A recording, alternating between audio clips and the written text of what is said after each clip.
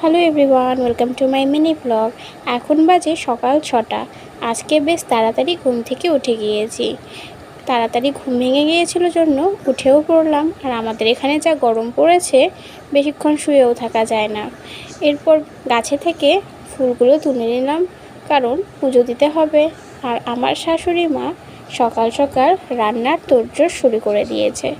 আজকে আমাদের ব্রেকফাস্টে ছিল ঘুগনি এবং রুটি। ঘুগনি রুটি দুটোই খুব টেস্টি হয়েছিল। আমার শাশুড়ি মায়ের হাতের রান্না খুবই ভালো। আজকে মা ঠাকুরকে একটু ভোগ দেবে, সেজন্য স্নান করে এখানে লুচি আর পায়েস বানিয়ে নিচ্ছিল। আর রিহু এখানে স্নান করে ওর পাশের বাড়ির দাদাকে ডাকছিল। আমাদের বাড়ি থেকে ওই যে জানালায় ওর দাদাকে দেখা যাচ্ছে। আর রিহু দেখো বড্ড খুশি দাদাকে পেয়ে। এরপর বিকেলে একটু পেয়ারা মাখা করেছিলাম, সেটাই খেয়ে নিলাম।